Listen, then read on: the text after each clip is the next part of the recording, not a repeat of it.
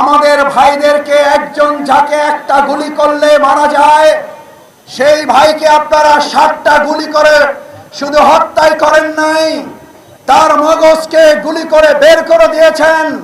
শুধু মগজ গুলি করে আপনারা শেষ করেন নাই, আপনারা লাশের স্তূপ ভ্যানে করে তুলে তাদের পেট্রোল ঢেলে আগুন জ্বালিয়ে দেওয়ার যে নৃশংসতা চালিয়েছেন, আপনার অন্তরে আজকে নৃশংসতার প্রতিশোধ আমরা এভাবে গ্রহণ করব।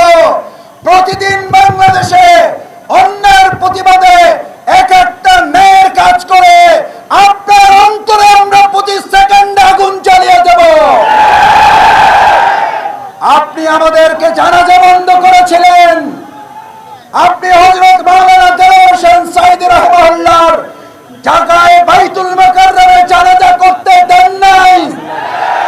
আজ মসজিদ শহরে এসে দেখে যান, আপনার অধিপতি এই রাজ্যে বাংলাদেশের জনগণ উপস্থিত হয়ে সেই জানাজার প্রতিশোধ নেওয়ার জন্য বাংলাদেশের প্রতিটি ইঞ্চি মাটিতে আমরা অবস্থান গ্রহণ করে তীব্র প্রতিশোধ গ্রহণ করা হবে ইনশাআল্লাহ। সম্মানিত ভাই এবং বন্ধুগণ, আসুন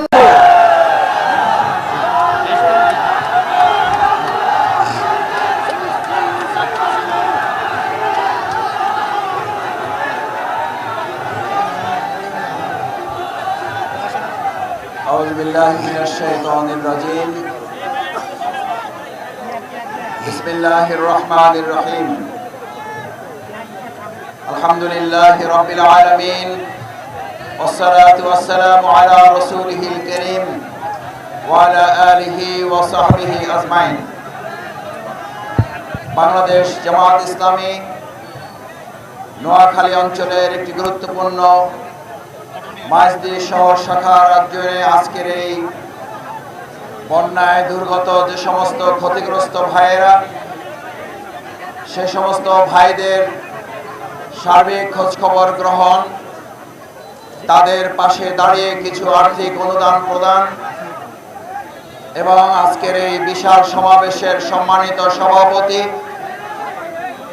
সম্মানিত প্রধান অতিথি, বাংলাদেশ জামাত ইসলামী ঢাকা মহানগরী দক্ষিণের সংগ্রামী আমির, কেন্দ্রীয় নির্বাহী পরিষদের সম্মানিত সদস্য জননেতা জনাব মোহাম্মদ নুরুল ইসলাম বুলবুল, প্রোগ্রামের সম্মানিত বিশেষ অতিথি, জেলা সংগঠনের সংগ্রামী আমির, অভিজ্ঞ সংগঠক, জেলা স্কুলের সাবেক বিশিষ্ট শিক্ষাবিদ জনাব মোহাম্মদ ইসহাক খন্দকার সাহেব, উপস্থিত উপজেলা নেতৃবৃন্দ, জেলা সংগঠনের সম্মানিত নেতৃবৃন্দ, বাংলাদেশ ইসলামী ছাত্র শিবিরের জেলা এবং উপজেলা পর্যায়ের সম্মানিত নেতৃবৃন্দ, ঢাকা মহানগরী দক্ষিণের নুরুল ইসলাম বুলবুল ভাইয়ের নেতৃত্বে আসা আজকের এই টিমের সাথে সম্মানিত নেতৃবৃন্দ, সম্মানিত শিক্ষক, বুদ্ধিজীবী, জনপ্রতিনিধিগণ, সাংবাদিক বন্ধুগণ, আজকের এই প্রোগ্রামে উপস্থিত তরুণ ছাত্র যুবক ভাইয়েরা, সম্মানিত সুধী মণ্ডলী, আসসালামু আলাইকুম ওয়া রাহমাতুল্লাহি ওয়া বারাকাতুহু। মহান আল্লাহর শুকরিয়া আদায় করছি যে আল্লাহ সুবহানাহু ওয়া তাআলা আজকের এই খোলা ময়দানে আল্লাহর নাম স্মরণ করে তার দরবারে শুকরিয়া আদায় করার তৌফিক দিয়েছেন। সেই আল্লাহ সুবহানাহু ওয়া তাআলার দরবারে অন্তরের অন্তঃস্থল থেকে হৃদয়ের সমস্ত আবেগ উজাড় করে আমরা সবাই শুকরিয়া আদায় করি আলহামদুলিল্লাহ। সম্মানিত তরুণ যুবক শিক্ষার্থী জনতা, আমরা 2024 সালের 5ই আগস্ট নতুন একটা বাংলাদেশ পেয়েছি আলহামদুলিল্লাহ, কিন্তু একই সাথে আমাদেরকে আজ 15.5 বছরের সেই ফ্যাসিস্ট সরকারের কেড়ে নেওয়া নিবন্ধন জামাত ইসলামীর এখনো আমরা পাইনি, তা আমাদেরকে ফিরে পেতে হবে। বাংলাদেশ জামাত ইসলামীকে আপনারা ঘর ছাড়া করেছিলেন, অফিস হারা করেছিলেন, ব্যবসা ধ্বংস করেছিলেন, চাকরি হারা করেছিলেন, এদেশের মানুষকে জনগণের অধিকার বঞ্চিত করেছেন, সেগুলো করায় গন্ডায় আমাদেরকে বুঝে নিতে হবে। বাংলাদেশ ইসলামী ছাত্র শিবিরের সৈয়দ ওয়ালিউল্লাহ এবং মুকাদ্দিসকে এখন ফিরে দিতে হবে। বাংলাদেশ জামাত ইসলামী ছাত্র শিবিরের অসংখ্য নেতা কর্মীকে আপনারা হত্যা করেছেন। তার দায়ে দেশের প্রচলিত আইন এবং জনগণের আদালতে বিচারের মুখোমুখি হয়ে শাস্তি কার্যকর না হওয়া পর্যন্ত কোন ক্ষেত্রে তাদের আদর্শের রাজনীতি, সন্ত্রাসের রাজনীতি, গণহত্যার রাজনীতি, গুলি চালানোর রাজনীতি, গুম খুনের রাজনীতি, আয়নাঘরের রাজনীতি এই বাংলাদেশের জনগণ আপনাদের আর পরিচালিত করতে দিবে না। আপনারা 2009 সালে আপনাদের রাজনীতি শুরুই করেছিলেন। আজকে যে মেধা না কোটা, মেধা মেধা মেধা তারা 2024 সালে এসে শেষ করার উদ্যোগ নেয়নি। তারা সৎ যোগ্য মেধাবী অফিসারদেরকে হত্যা করে বাংলাদেশকে একটি মেধাহীন রাষ্ট্রে পরিণত করার ষড়যন্ত্রের অংশ হিসাবে 2009 সালের 25 এবং 26 ফেব্রুয়ারি সৎ যোগ্য দক্ষ দেশপ্রেমিক 57 জন সেনা অফিসারকে হত্যা করার মধ্য দিয়ে একটা অন্ধকারের রাষ্ট্র এবং মেধাহীন রাষ্ট্র তৈরি করতে চেয়েছিল। আমার ভাই এবং বন্ধুগণ, আজকে তারা যে মেধাহীন রাষ্ট্র পরিণত করে চলেছিল, তারা বেগম পাড়া করেছে। তারা পার্শ্ববর্তী রাষ্ট্রে লুকানোর চেষ্টা করেছে, কিন্তু এদেশের মেধাবীদেরকে নষ্ট করে, শিক্ষা প্রতিষ্ঠানগুলোকে ধ্বংস করে, এগুলোকে সন্ত্রাসীদের এক একটা আখড়ায় পরিণত করে খাতা কলমের পরিবর্তে সেখানে অস্ত্র, পিস্তল, বন্দুক দিয়ে এক একটা বিশ্ববিদ্যালয়ের হলকে তারা এক একটা ক্যান্টনমেন্টে পরিণত করেছিল।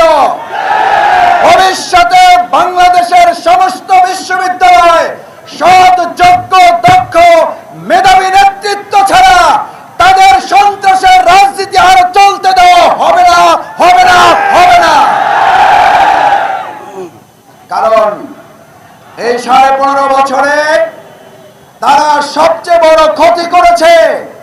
আমাদের দেশের অধিকাংশ মেধাবী ছাত্র শিক্ষার্থীরা বাংলাদেশকে অনিরাপদ মনে করে বিশ্বের বিভিন্ন প্রান্তে গিয়ে আমাদের দেশের সুসন্তানেরা, আমাদের মেধাবী শিক্ষার্থীরা পৃথিবীর বিভিন্ন জায়গায় তারা গুরুত্বপূর্ণ ভূমিকা রাখছে।